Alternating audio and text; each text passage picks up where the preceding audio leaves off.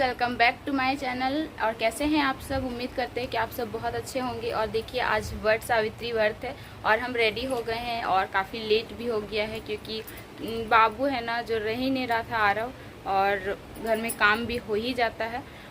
तो देखिए अभी हम जो है पूरी तरह से रेडी हो गए हैं और देखिए जो लहंगा मेरे हस्बैंड ने गिफ्ट किया था वही हम पहने हुए हैं और अभी हम जाएंगे पूजा करने के लिए। तो आप लोग बने रहिएगा ब्लॉग में, हम कैसे कैसे पूजा करेंगे। और बहुत ज़्यादा भीड़ भी होता है, बस हम लोग सामने में ही हैं, बहुत ज़्यादा दूर में नहीं है। तो आप लोग प्लीज़ बने रहिएगा ब्लॉग में, आप लोग के साथ शेयर ज़रूर करेंगे। और मैं कैसी लग रही हूँ आप लोग कमेंट करके ज़रूर बताइएगा। और मैं तो देखिए फ्रेंड्स, यहाँ पर हम लोग आ गए थे पूजा करने के लिए और हम लोग को तो ऐसे काफ़ी लेट हो गया था। फिर भी देख सकते हैं आप कि कितना भीड़ है अभी भी, और सुबह से ही पूजा हो रहा है यहाँ पर। और देखिए अभी भी भीड़ है बहुत ज़्यादा।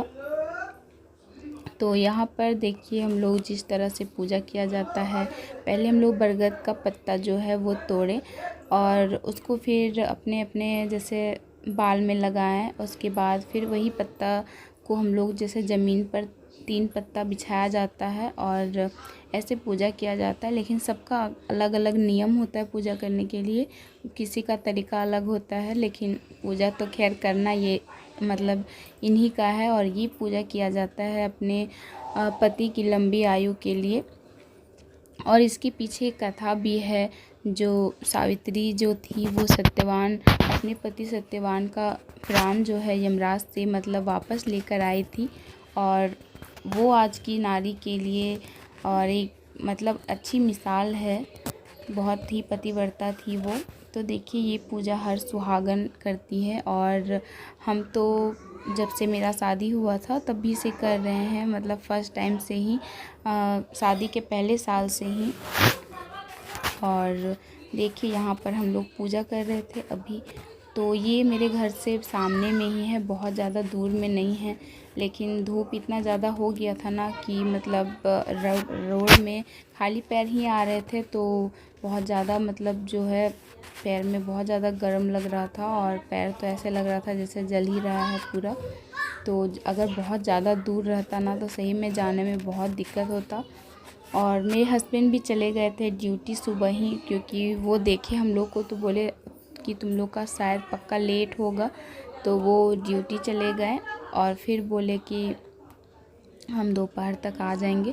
तो जिस टाइम हम पूजा करने जा रहे थे ना तो वही टाइम वो भी आ गए थे और हम लोग को कितना 12 बज ही गया था पूजा करने में। तो आप लोग प्लीज़, वीडियो आज थोड़ा लंबा है लेकिन पूरा ज़रूर देखिएगा। और मैं आप सबको अभी बताती हूँ कि इतना देर में क्या बोल रही समझ में नहीं आ रहा है, लेकिन ब्लॉग बहुत अच्छा है। पूजा सब लोग देखिए कितने अच्छे से सब पूजा कर रहे हैं। तो मैं आपको सुनाती हूँ सत्यवान और सावित्री की कथा और ये इस व्रत की शुरुआत कैसे हुई। तो आप लोग बने रहिएगा ब्लॉग में और प्लीज़ वीडियो को पूरा देखिएगा, आप लोग पूरा नहीं देखते हैं। और तो ठीक है, चलिए मैं आपको बताती हूँ इस कथा के बारे में और इस पूजा के बारे में। ऐसे तो लगभग सारे लोग ही जानते हैं, फिर भी कुछ लोग जो हैं जो नहीं जानते होंगे। तो मैं अभी आप सबके सामने मैं वो कथा आपको बताऊंगी, तो आप लोग प्लीज़ सुनिएगा और प्लीज़ रहिएगा, क्योंकि हर सुहागन को ये सुनना चाहिए और ये व्रत करना भी चाहिए। और जो व्रत करके ये कथा सुनता है ना उसके लिए तो बहुत अच्छा होता है। और तो चलिए फ्रेंड्स जानते हैं इस कथा के बारे में। तो हिंदू पंचांग के अनुसार प्रत्येक वर्ष जेठ माह के कृष्ण पक्ष की अमावस्या तिथि के दिन ये व्रत रखा जाता है और इस दिन सुहागिन महिलाएं अपनी पति की लंबी आयु के लिए व्रत करती हैं। ये व्रत सावित्री को समर्पित किया जाता है। मान्यता है कि इसी दिन सावित्री ने अपने पति सत्यवान के प्राण यमराज से बचाए थे। इस दिन व्रत करने से अखंड सौभाग्य की प्राप्ति होती है और इस दिन विधि विधान से पूजा अर्चना के साथ वट सावित्री व्रत कथा भी पढ़नी चाहिए। तो चलिए आइए जानते हैं वट सावित्री की कथा के बारे में। पौराणिक मान्यता के अनुसार मध्य प्रदेश में अश्वपति नाम के धर्मात्मा राजा का राज्य था। उनकी कोई संतान नहीं थी। संतान प्राप्ति के लिए राजा ने यज्ञ करवाया, जिनके शुभ फल से कुछ समय पश्चात उन्हें एक कन्या की प्राप्ति हुई। इस कन्या का नाम सावित्री रखा गया। जब सावित्री विवाह योग्य हुई तो उसके पिता ने उनके लिए उन योग्य वर ढूंढने की बहुत कोशिश की, लेकिन उन्हें उनके लायक योग्य वर नहीं मिला। फिर उनके पिता ने उन्हें खुद से ही वर चुनने की अनुमति दी। तो जब सावित्री ने तो उन्होंने धूम्रसेन के पुत्र सत्यवान को अपने पति रूप में वरण किया। सत्यवान के पिता भी राजा थे, किंतु अब उनका राजपाट छिन गया था, जिनके कारण वे लोग बहुत ही दरिद्रता में अपने जीवन को व्यतीत कर रहे थे। सत्यवान के माता पिता की आंखों की रोशनी भी चली गई थी और सत्यवान जंगल से लकड़ी काट कर लाते और उन्हें बेचकर जैसे तैसे अपना गुजारा करते थे। जब सावित्री और सत्यवान के विवाह की बात चली, तब नारद मुनि ने सावित्री के पिता राजा अश्वपति को बताया कि सत्यवान अल्पायु है और विवाह के 1 वर्ष पश्चात ही उनकी मृत्यु हो जाएगी। जिसके बाद सावित्री के पिता ने उन्हें समझाने का बहुत प्रयास किया, परंतु सावित्री यह सब जानने के बाद भी अपने निर्णय पर अड़िग रही। अंततः सावित्री और सत्यवान का विवाह हो गया। इसके बाद सावित्री अपने सास ससुर और पति की सेवा में लग गई। समय बीतता गया और वह दिन भी आ गया जो नारद मुनि ने सत्यवान की मृत्यु के लिए बताया था। उस दिन सावित्री भी सत्यवान के साथ वन को गई। वन में सत्यवान लकड़ी काटने के लिए जैसे ही पेड़ पर चढ़ने लगे कि उनके सिर में असहनीय पीड़ा होने लगी। कुछ समय बाद वो सावित्री के गोद में सिर रखकर लेट गए। कुछ ही समय के बाद सावित्री के समक्ष अनेक दूतों के साथ स्वयं यमराज खड़े हुए थे। यमराज सत्यवान की जीवात्मा को लेकर दक्षिण दिशा की ओर चलने लगे। तभी पतिव्रता सावित्री भी उनके पीछे पीछे चलने लगी। आगे जाकर यमराज ने सावित्री से कहा कि हे पतिव्रता नारी, जहाँ तक मनुष्य साथ दे सकता है तुमने अपने पति का साथ दिया, अब तुम लौट जाओ। ऐसा कभी नहीं हुआ कि जीवित रहते कोई मेरे साथ यमलोक तक पहुँच जाए। इस पर सावित्री ने कहा कि जहाँ तक मेरे पति जाएंगे वहाँ तक मुझे जाना चाहिए, यही सनातन सत्य है। यमराज सावित्री की वाणी सुनकर प्रसन्न हुए और उनसे 3 वर मांगने को कहा। सावित्री ने कहा कि मेरे सास ससुर अंधे हैं, उन्हें नेत्र ज्योति दे। यमराज ने कहा ठीक है, ऐसा ही होगा, और उन्हें लौट जाने के लिए कहा, किंतु सावित्री उनके पीछे पीछे ही चलती रही। यमराज ने पुनः मुड़कर देखा तो कहा कि तुम फिर से मेरे पीछे पीछे आ रही हो, तुम्हारे 2 वर बाकी हैं, तुम चाहो तो मांग लो और भी कोई वर। तो सावित्री ने कहा कि मेरे ससुर का खोया हुआ राज्य भी उन्हें वापस मिल जाए। इसके बाद यमराज ने ये वरदान भी सावित्री को दे दिया। फिर भी वो उनके पीछे पीछे चलती रही। फिर यमराज ने कहा कि तुम और एक वरदान मांग लो। तो सावित्री ने सोचकर कहा कि मैं सत्यवान के 100 पुत्रों की माँ बनना चाहती हूँ, कृपा कर आप मुझे ये वरदान दे दें। तो यमराज ने उन्हें ये वरदान भी दे दिया। फिर सावित्री उनके पीछे पीछे चलने लगी। तो यमराज ने कहा कि आपके 3 वरदान पूरे हो गए, अब आप लौट जाइए। लेकिन सावित्री ने कहा कि आपने तो मुझे सत्यवान के 100 पुत्र होने के वरदान दिए हैं, लेकिन आप मेरे पति के प्राण लेकर जा रहे हैं, तो आपकी पुत्र प्राप्ति का वरदान कैसे पूर्ण होगा। तब यमदेव ने अंतिम वरदान को देते हुए सत्यवान की जीवात्मा को पास से मुक्त कर दिया। सावित्री पुनः उसी वट वृक्ष को लौटी तो उन्होंने पाया कि वट वृक्ष के नीचे पड़े सत्यवान के मृत शरीर में जीव का संचार हो रहा है। कुछ देर बाद सत्यवान उठकर बैठ गया। उधर सत्यवान के माता पिता की आंखें भी ठीक हो गई थी और उनका खोया हुआ राज्य भी उन्हें वापस मिल गया था। तो फ्रेंड्स, यही थी सावित्री व्रत कथा। और इसी दिन क्योंकि सत्यवान वट वृक्ष के नीचे ही थे, तो इसीलिए तभी से वट वृक्ष की पूजा की जाती है।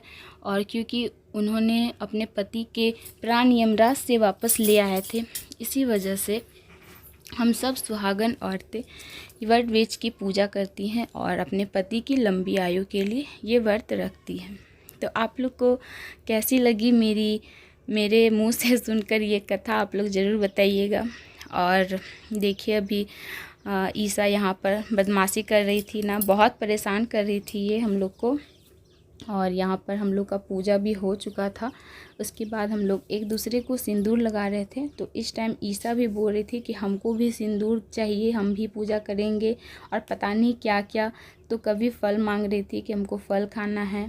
तो बहुत ज़्यादा परेशान कर रही थी और हम लोग को काफ़ी लेट भी हो गया था पूजा करने में।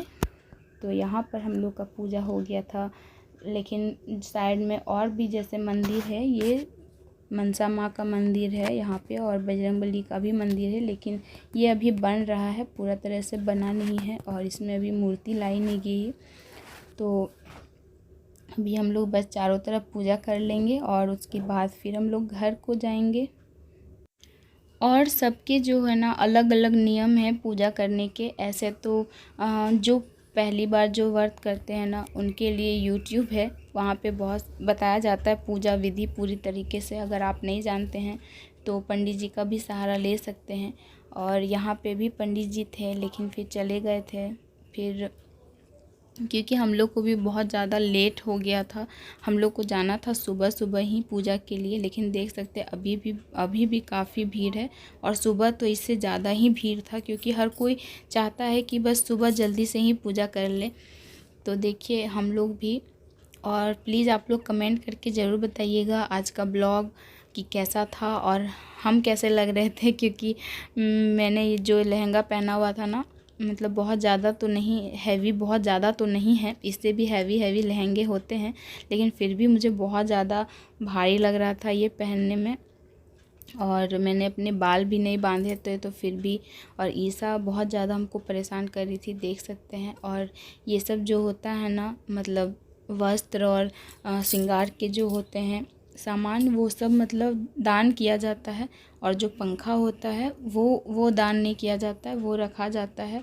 इसी से फिर बाद में अपने हस्बैंड को, पहले वट वेज को इस पंखे से हवा लगाया जाता है, और उसके बाद फिर पति को हवा लगाया जाता है। तो ऐसा शुरू से मान्यता है, और जिस तरह से पूजा की जाती है वो हम लोग शुरू से ऐसे ही पूजा करते आए हैं। यहाँ पे कुछ लोग ऐसे भी थे जो अलग अलग नियम से पूजा कर रहे थे। तो बस सबका जो है अपना अपना नियम होता है और अपना अपना पूजा करने का तरीका होता है। तो देखिए मेरी पूजा यहाँ पे ख़त्म हो गई थी, और बस हम लोग अब घर के लिए जा रहे हैं। और बहुत ज़्यादा गर्म लग रहा था, तो हम साइड हो गए, घास में आ गए। और क्योंकि धूप दोपहर का टाइम था ना, तो धूप भी तेज़ था, तो पूरा रोड जो है एकदम तप रहा था। तो देखिए यहाँ पर जो है हम घर आ गए थे, और यहाँ पे बारी थी मेरे हस्बैंड की। तो हम लोग का नियम है, जो खीरा होता है ना, जो हम लोग दिया जलाते हैं, तो जो खीरा होता है दिया से, उसमें खीरे में काजल बनाया जाता है उसके आग से। तो जो निकलता है बस वो काजल अपने हस्बैंड को लगा रहे थे, और बस उनको टीका कर रहे थे, और मोली धागा बांध दिए, और फिर इनको पंखा कर दिए। तो ये हो गई थी मेरी पूजा यहाँ पे।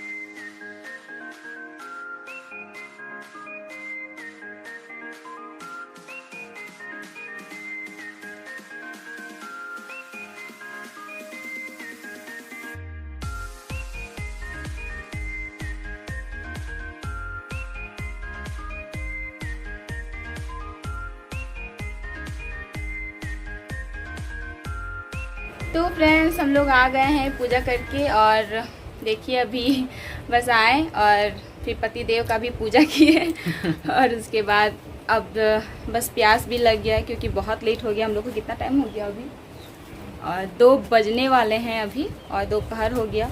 और रास्ते में इतना ज़्यादा मतलब धूप था ना कि पैर तो पूरा जल ही रहा था, पर बहुत ज़्यादा दूर में नहीं था, हम लोग के घर के सामने में ही है, तो उतना भी दिक्कत नहीं हुआ। तो हम लोग मम्मी लोग सब पूजा करके आ गए हैं। अब थोड़ा सा फ्रेश हो लेते हैं, उसके बाद पानी उनी पियेंगे। तो आप लोग बने रहिएगा ब्लॉग में। तो अब हो गया टाइम पानी पीने का, गला भी सूख रहा है।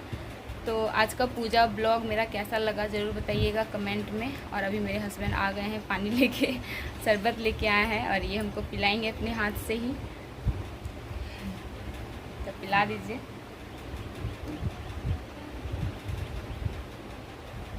पूरा पिला दे? नहीं, एक गुट काफ़ी है। ये तो पूरा ये हम खुद ही पी लेते हैं। ठीक है। तो फ्रेंड्स ठीक है, थोड़ा सा पानी पी लेते हैं अभी। और तो आज के वीडियो में इतना ही है, बहुत ज़्यादा थक गए हैं और वीडियो तो बना नहीं पाएंगे। और अभी थोड़ा सा बस कपड़ा भी देखिए नहीं खोले हैं, थोड़ा सा आराम कर लेंगे पानी पी के। तो आज की वीडियो में इतना ही और मिलते हैं फिर कल नई वीडियो में। तो आज का मेरा वीडियो कैसा लगा आप लोग कमेंट करके ज़रूर बताइएगा। तो आज के लिए बाय बाय। और वीडियो अच्छी लगे तो प्लीज़ लाइक कीजिएगा और जो मेरे चैनल पे नए होंगे वो सब्सक्राइब कर दीजिएगा। Thank you, bye bye.